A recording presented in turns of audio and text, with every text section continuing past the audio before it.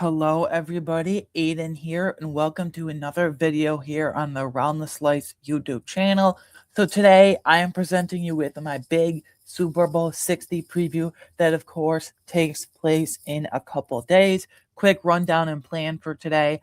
I'm going to be giving you my keys to the game for each team / path to victory for both teams, and then my official score prediction and breakdown for the score. And then at the end, I'm going to throw in a fun bonus exercise and give you my top 10 players featured in Super Bowl 60 between both teams. So without further ado, let's get into it.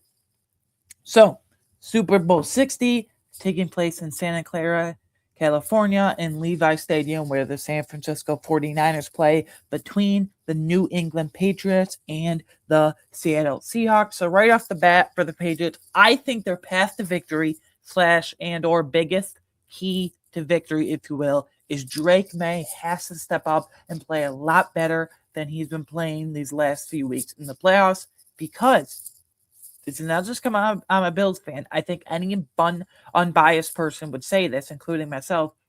Let's be honest, Drake May has played pretty bad in all 3 playoff games. Him and the Patriots are very lucky with who they've gotten to play in the playoffs. Let's go back a little. In the wild card round, they got to play a horrible offensive line in the Los Angeles Chargers. Okay? In the divisional round, they got to play another horrible offensive line and a boneheaded QB with a lot of turnovers in CJ Stroud and the Houston Texans.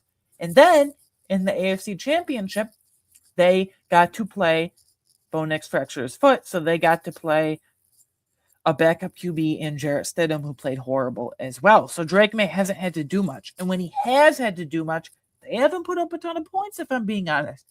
He needs to step up. That connection between Drake May and Stephon Diggs needs to get reignited in the Super Bowl. Now, as much as I can't stand Stephon Diggs or how he left the Bills, I will say if it's a primetime game, if it's a big game, Diggs does show up. Historically, he's had great playoff games. This is his first Super Bowl of his career, so I think he'll be motivated by that. I think Drake May's a very good rusher, but as a passer, he's left a lot to be desired, especially within his connection with an ancillary piece, if you will, like Kayshon Boutte, whether it's been overthrows or Boutte dropping the ball or not running the right route. For whatever reason, here and there, miscommunications, they haven't been in sync. Stephon Diggs is going to show up, but who's that second piece who's going to show up in the receiving game? Because they don't have much of a pure rushing game between Stevenson and Travion Henderson, unfortunately. So who's going to step up as that second piece behind Stephon Diggs? Will it be Hunter Henry? Will it be Kayshon Boutte? I doubt it, because the connection's been lackluster, to say the least. So Drake May is going to have to step up. You know their defense will do their part. You know they have a borderline elite secondary with one of the best corner duos in the league, with Christian Gonzalez and Carlton Davis and Marcus Jones in the slot. Safety duo has been surprisingly well with Jalen Hawkins and Craig Woodson. I think where they can kind of be had is in the middle of the field with their linebackers, if you will, with Christian Ellis and Marte Mapu, depending on how much playing time he gets and his versatility. And Robert Spillane's very underrated, but their linebackers leave a lot to be desired.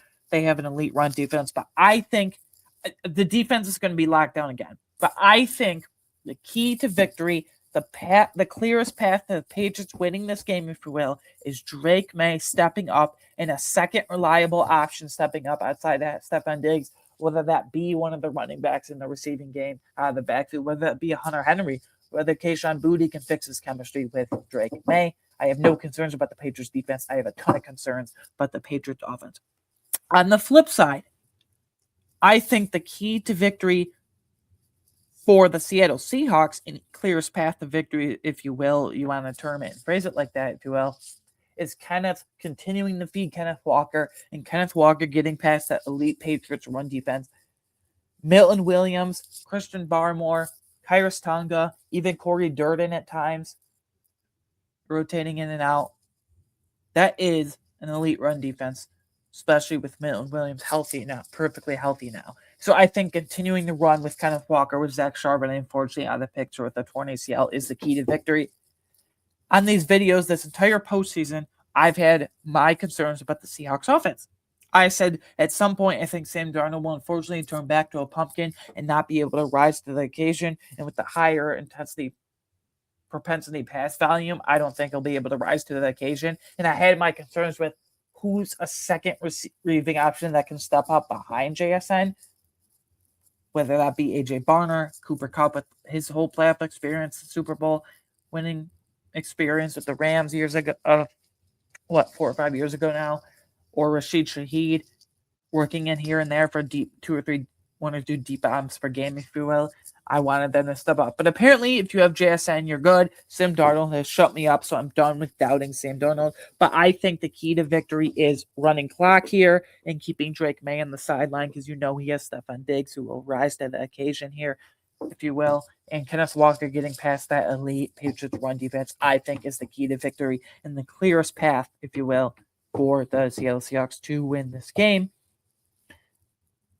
I think this is going to be relatively low scoring, Super Bowl standards. Patriots, elite defense. Seahawks, elite defense.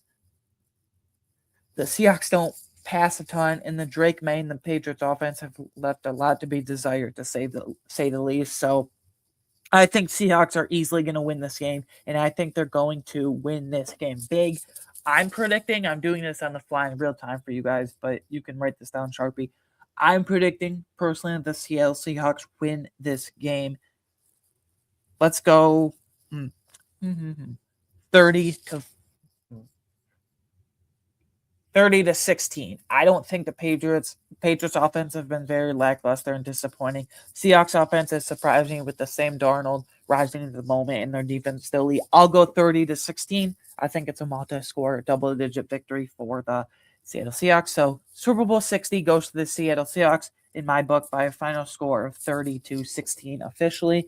Now, who are my top 10 players? If you would ask me, Aiden, who are the 10 players in order that are going to impact Super Bowl 60 the most and we're going to be most impressed with for the victory between both teams? This is the list. At number 10, I had a tie between Seahawks wide receiver Rashid Shaheed and Patriots corner Marcus Jones. I wish the Seahawks would integrate Shaheed more into their offense, but elite kick returner Marcus Jones, pretty good spot corner for the Patriots in its own right, and one of the more underrated slot corners and corners in general in the league, I feel.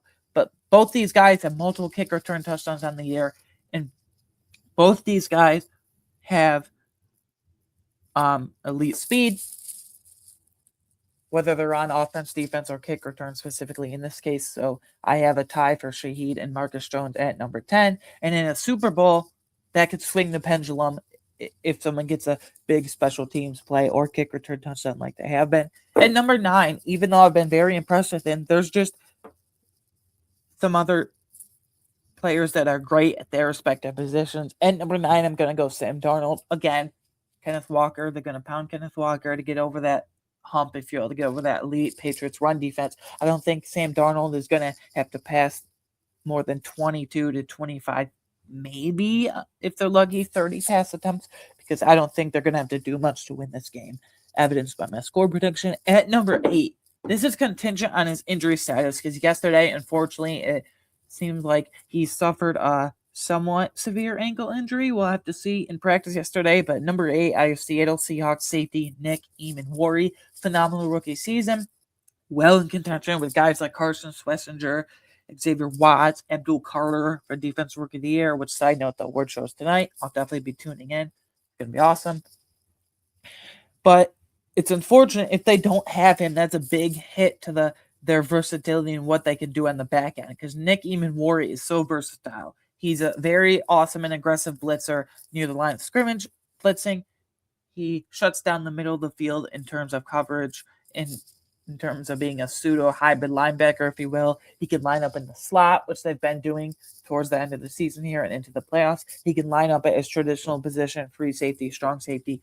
He allows you to do so much. Now, luckily, Seahawks have quite a bit of depth at the safety position with Kobe Bryant, Julian Love, and Ty Okada, who has provided some nice depth and fill-in spot starter here and there when Emmanwori and Kobe Bryant and Julian Love have been injured, those three respectively. But Nick Emmanwori, hopefully he's healthy, because he's awesome. Line up literally anywhere in the field. Awesome, versatile chess piece through and through. At number 8.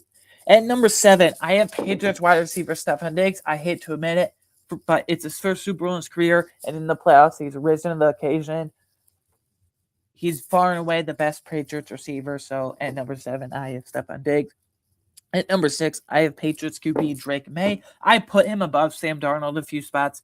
Darnold at 9, May at 6 here, respectively, because I think May is much more physically gifted. I know he's much more physically gifted. He's got a much stronger arm than Sam Darnold. Sam Darnold's pretty underrated now, but Drake May has all the physical tools in the world. So at number 6. At number 5, I have Seahawks running back Kenneth Walker. They're going to have to use him a ton. Now is Zach Charbonnet out of the picture, especially at the goal line with, unfortunately, a torn ACL. I'm going to go Kenneth Walker at number 5. They're going to have to use him to get past that elite Patriots run defense to win.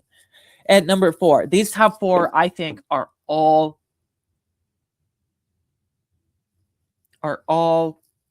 elite players at their respective positions. At number 4, I have Seattle Seahawks corner Devon Witherspoon. He's elite on the out. Well, he's great on the outside, but I think he's elite inside at slot corner. And having versatile guys like drafting a Nicky Manwari allows Devon Witherspoon to shift from the outside slot, but I think he's an elite slot corner in this league.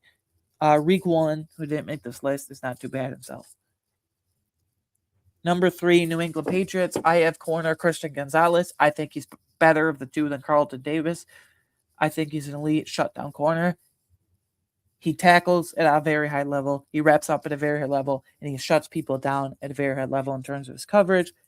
At number 2, All-Pro defensive tackle this past season, I have Seattle Seahawks defensive tackle Leonard Williams. He is the mainstay on that Seattle defensive line.